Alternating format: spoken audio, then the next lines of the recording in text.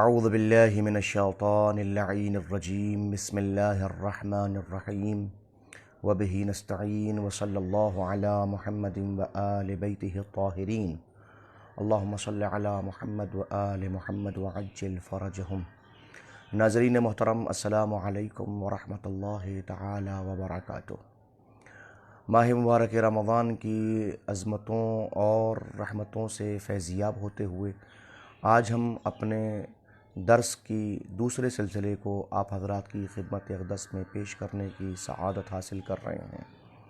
ہمارا موضوع، جیسا کہ آپ حضرات کے علم میں ہے، خصوصیت کے ساتھ میں ماہ مبارک رمضان سے ملحق کرتے ہوئے معین کیا گیا ہے کہ اہمیت قرآن اور ماہ مبارک رمضان، یعنی ہم در حقیقت اس رمضان میں قرآن مجید کی اہمیت اور افادیت کے اوپر گفتگو کرنے کی کوشش کریں گے، اور اس حوالے سے کل آپ کی خدمت اقدس میں نے متعدد آیات کی بنیاد پر یہ پیش کرنے کی کوشش کی کہ قرآن مجید اپنی زبان سے، اپنے اعتبار سے، اپنی حیثیتوں کے ساتھ اور اپنی آیات کے اعتبار سے اپنے اندر کس مفاہیم کو سمیٹے ہوئے ہے۔ آئیے آج عظمت قرآن کے حوالے سے ہم ماہ مبارک رمضان کو دیکھیں اور ماہ مبارک رمضان کے حوالے سے عظمت قرآن کا تدارک کریں۔ اس منزل کے اوپر میں آپ حضرات کی خدمت اقدس میں سورہ مبارکہ بقرہ کی آیہ کریمہ پڑھنے کی سعادت حاصل کر رہا ہوں۔ بسم اللہ الرحمن الرحیم۔ شہر رمضان الذی انزل فیہ القرآن۔ یہ ماہ مبارک رمضان وہی مہینہ ہے جس مہینے میں قرآن کو نازل کیا گیا ہے۔ ھدی للناس، یہ قرآن لوگوں کے لیے ہدایت ہے۔ وبینات من الہدی والفرقان، اور اس قرآن مجید کے اندر لوگوں کے لیے بہترین نشانیاں ہیں، اور حق و باطل کو سمجھانے کے لیے بھی اس ماہ مبارک رمضان کے اندر نازل ہونے والے قرآن میں متعدد نشانیوں کو رکھا گیا ہے۔ پھر قرآن آگے بڑھ کے کہتا ہے فمن شہد منکم الشہر، اب جو بھی اس مہینے کے اندر حاضر ہو، مسافر نہ ہو، اپنے گھر پہ رہے، تو یاد رکھو فلیصم ہو، اسے چاہیے کہ وہ ماہ مبارک رمضان میں روزہ رکھے۔ ومن کان مریضا، اور جو مریض ہو، او علی سفر، یا یہ کہ وہ سفر کے عالم میں ہو، فعدۃ من ایام اخر، تو وہ جتنے دن مریض رہا ہے یا جتنے دن سفر کے عالم میں رہا ہے، اتنے دن ماہ مبارک رمضان سے ہٹ کے اور دنوں میں روزہ رکھے۔ یرید اللہ بکم الیسر، اللہ تمہارے لیے آسانیاں دیکھتا ہے۔ ولا یرید بکم العسر، اللہ تمہارے لیے پریشانیاں نہیں دیکھتا۔ لیکن یہی آیہ کریمہ خاص طور کے اوپر جس آیت میں ماہ مبارک رمضان کے روزے کو فرض کرنا ثابت کیا گیا ہے، جہاں یہ ماہ مبارک رمضان کی عظمتوں کو بیان کرتی ہے، جہاں قرآن کے اندر ماہ مبارک رمضان کے روزوں کی افادیت اور فرضیت ثابت ہوتی ہے، وہاں یہ بھی ثابت ہوتا ہے کہ اللہ ماہ مبارک رمضان میں لوگوں کے لیے آسانیاں دیکھنا چاہتا ہے، مشکلات دیکھنا نہیں چاہتا۔ لہٰذا مثلاً اس زمانے میں، جس زمانے میں ہم زندگی بسر کر رہے ہیں، چاروں طرف پریشانیاں ہی پریشانیاں ہیں، وبا ہی وبا ہے، اور اس وبا کے عالم میں اب لوگوں کا یہ کہنا کہ ہم مسجد میں ضرور جائیں گے، ہم اس ہنگام میں جماعت سے نماز ضرور پڑھیں گے، اب ایسے ہنگام میں تو یہ آیہ کریمہ خود کہہ رہی ہے کہ اللہ تمہارے لیے آسانیاں دیکھنا چاہتا ہے، پریشانیاں دیکھنا نہیں چاہتا ہے۔ وَلِتُكْمِلُوا الْعِدَّةَ وَلِتُكَبِّرُوا اللَّهَ عَلَى مَا هَدَاكُمْ، اور یاد رکھو تم اپنے عدد کو پورا کرو اور اللہ کی دی ہوئی ہدایت کے اوپر اور اس کی کبریائی کا اقرار کرتے رہو، عَلَى مَا هَدَاكُمْ لَعَلَّكُمْ تَشْكُرُونَ، شاید تم اس بنیاد کے اوپر اللہ کے شاکر بندے بن جاؤ۔ اب ملاحظہ فرمائیں، اس بات کی طرف اشارہ کرنا چاہتا ہوں کہ قرآن اس منزل کے اوپر بشریت کی ہدایت کے لیے آیا ہے۔ اس کے آنے کا مقصد در حقیقت بشریت کی ہدایت ہے، اور اس ہدایت کے اندر اب پورے قرآن کا مطالعہ کریں۔ بسم اللہ الرحمن الرحیم کی با سے لے کر والناس کی سین تک آپ دیکھیں گے پورے قرآن میں اللہ نے ایک مہینے کا نام لیا ہے، بس ایک مہینے کا نام آیا ہے۔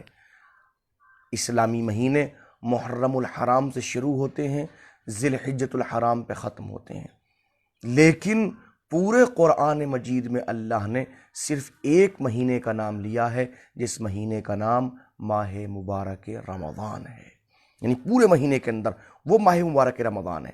اب ماہ مبارک رمضان کا تعارف، ماہ مبارک رمضان کا لوگوں کے سامنے پہچان کرنے کے لیے خداوند عالم نے قرآن کا استعمال کیا ہے۔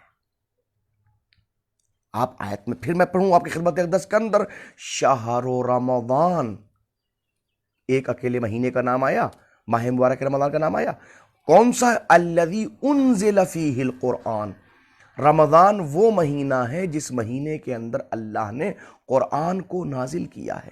یعنی قرآن کی پہچان اگر اللہ نے کروائی ہے تو در حقیقت اس منزل کو، معاف کیجیے گا، رمضان کی پہچان جو کروائی ہے وہ قرآن کے ذریعے کروائی ہے۔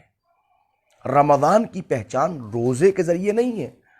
رمضان کے روزے در حقیقت روزے ماہ مبارک رمضان کے آداب میں ہیں، احکامات میں ہیں، حکم اور ہے، ادب اور ہے، اور پہچان اور ہے۔ وحدہ لا شریک پروردگار نے جب ماہ مبارک رمضان کی پہچان کروائی، انٹروڈیوس کروایا، تو اس تعارف میں جس لفظ کا استعمال کیا ہے وہ قرآن استعمال کیا ہے۔ شہر رمضان الذی انزل فیہ القرآن، وہ مہینہ جس مہینے میں اللہ نے قرآن مجید کو نازل کیا ہے۔ ایک منزل، یعنی اب اس منزل میں سمجھ لیجیے کہ ماہ مبارک رمضان کے روزے ماہ مبارک رمضان کی پہچان نہیں ہے، ماہ مبارک رمضان کی پہچان در حقیقت قرآن مجید ہے۔ یہی وجہ ہے کہ قرآن ذریعہ شناخت رمضان ہے، قرآن عظمت رمضان کا متقاضی ہے، دنیا کو بتانے کے لیے کہ رمضان کی حیثیت کیا ہے۔ قرآن کو سامنے رکھو، قرآن سامنے ہوگا تو معلوم ہوگا یہ کون سا مہینہ ہے جس مہینے کو شہر اللہ کہا گیا ہے، جس مہینے کے لیے یہ کہا گیا۔ میں نے کل خدمت میں حدیث پیش کی تھی کہ ان لکل شیء ربیع وربیع القرآن شہر رمضان، ہر شے کے لیے ایک فصل بہار ہوتا ہے، اور قرآن کا فصل بہار ماہ مبارک رمضان ہے۔ لہٰذا ہم عظمت قرآن کو اگر دیکھنا چاہتے ہیں، اہمیت قرآن کو دیکھنا چاہتے ہیں، تو مربوط کیجئے ماہ مبارک رمضان کے ساتھ میں۔ جب دونوں کو ملائیں گے تو عظمت قرآن بھی سمجھ میں آئے گی، اور ماہ مبارک رمضان کی عظمت بھی انسان کے سمجھ میں آ جائے گی۔ یہی وجہ بھی ہے قرآن وہ کتاب جو کتاب ہدایت ہے۔ قرآن نے صاف صاف کہا ھدی للناس وبینات من الہدی والفرقان۔ قرآن کون سا کتاب ہے؟ قرآن کون سا دستور ہے؟ قرآن کون سی اساس ہے؟ قرآن وہ ہے جو لوگوں کے لیے ہدایت ہے، ھدی للناس، جو لوگوں کے لیے ہدایت ہے۔ اور کیسی ہدایت؟ کہ ھدی للہ وبینات من، فقط ہدایت ہی نہیں ہے، اس میں ہدایت کے وہ اسرار موجود ہیں، ہدایت کی وہ نشانیاں موجود ہیں کہ اگر آپ ہدایت یافتہ ہونا چاہتے ہیں تو قرآن مجید سے لو لگانا آپ کے لیے ضروری ہے۔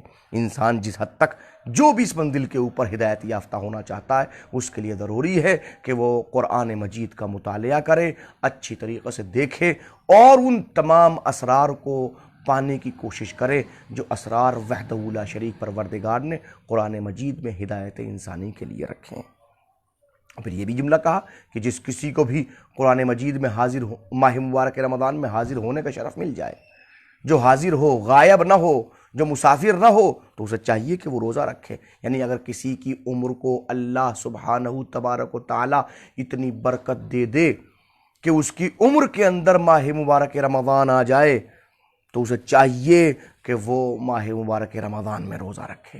کیوں؟ اس لیے کہ حکم اللہ سبحانہ تبارک و تعالیٰ کا عظمت رمضان سمجھانے کے لیے ہے کہ اس میں اس کے حکم کی تعمیل کرتے ہوئے ان 9 چیزوں سے یا 10 چیزوں سے جس کو علماء کرام نے لکھا ہے ان سے بچے، تاکہ اس کے حکم کے سامنے سر نیاز خم کر سکے۔ اب سوال پیدا ہوتا ہے کہ پھر قرآن مجید کا ہدف کیا ہے؟ قرآن مجید کا مقصد کیا ہے؟ قرآن مجید لوگوں کے درمیان میں کیوں آیا ہے؟ اتنی اہم کتاب آخر اللہ سبحانہ تبارک و تعالیٰ نے ہمارے درمیان میں کیوں بھیجی ہے؟ وہ کتاب جو لوح محفوظ پہ تھی، جو جبرائیل کے ذریعے سے حضور سرور کائنات کے قلب مبارک پہ نازل ہوئی، اس کے آنے کا مقصد کیا ہے؟ اس کے آنے کا مقصد قرآن نے یہی کہا ہے کہ آنے کا مقصد فقط اور فقط ہدایت ہے۔